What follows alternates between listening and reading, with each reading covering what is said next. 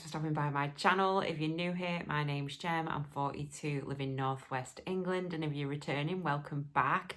I am here documenting my weight loss journey with Mounjaro, and currently through April I am doing an upload a day, and we are officially halfway through. It is the 15th of April and this is my latest daily upload.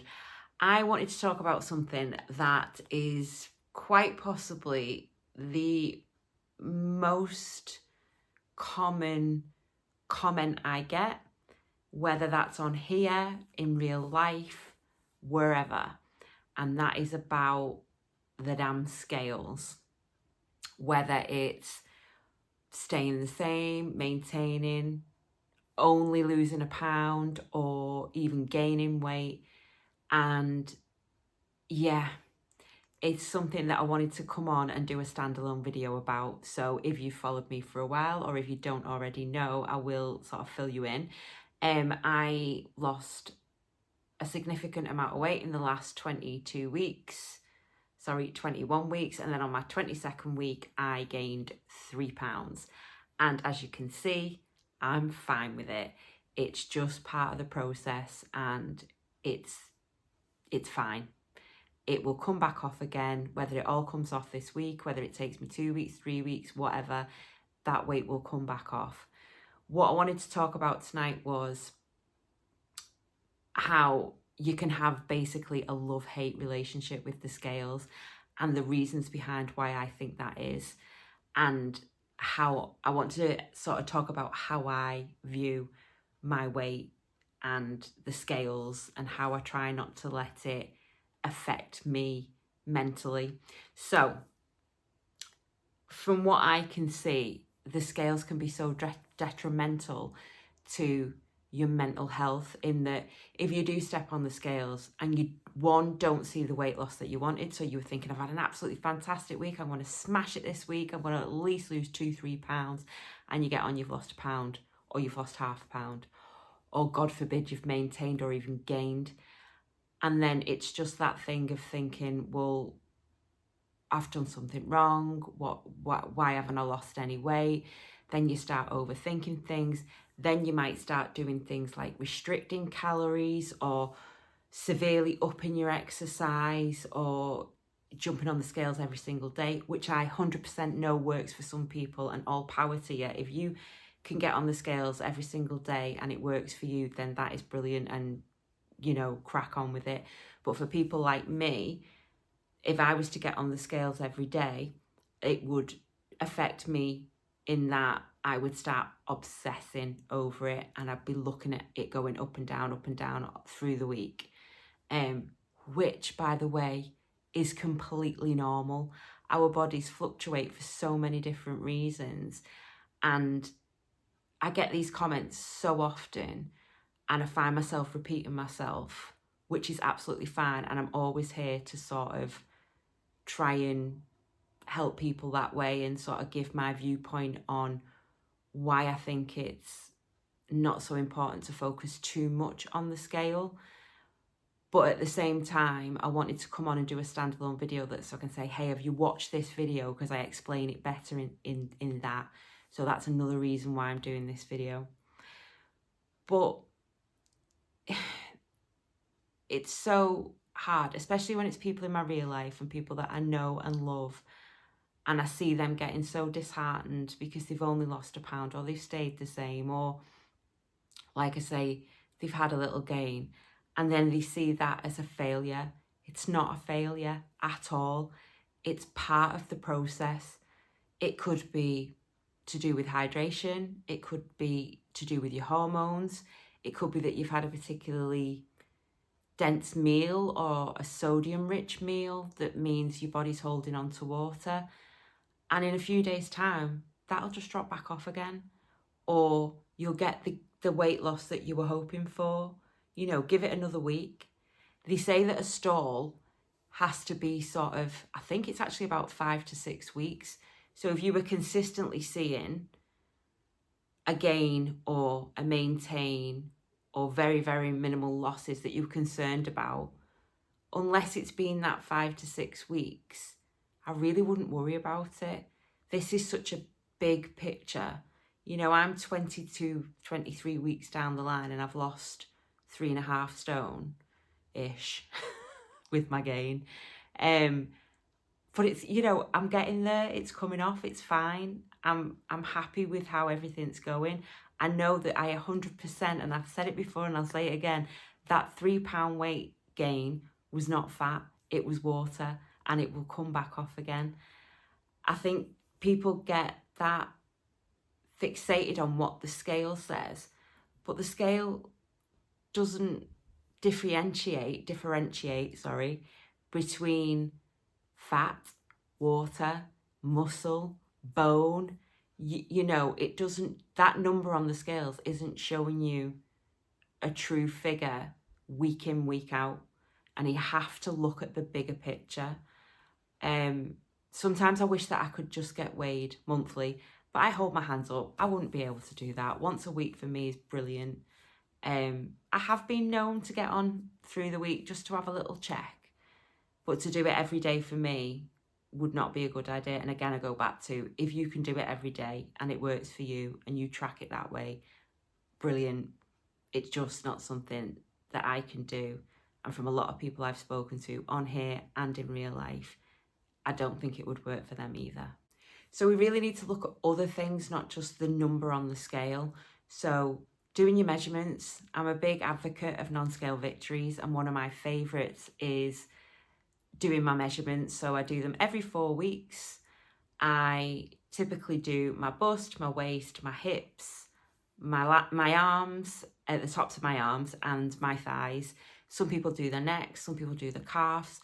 Depending on your own bodies is where you're going to decide to measure. But it's brilliant and it's fantastic. I do it, like I say, every 4 weeks, and every 4 weeks I get to see those numbers coming down, as well as the number on the scales coming down in those 4 weeks as well. And it's an amazing feeling and such a fantastic visual for how your weight loss is doing. The other thing as well is your clothes. Are your clothes feeling looser? Have you had to drop a dress size, a suit size, a t-shirt size, jeans size? Have you gone down a notch on your belt? Again, other fantastic visualizations of how your weight loss is going. And then the other thing I would say as well is your energy levels. So are you able to exercise a little bit more? Are you able to walk more?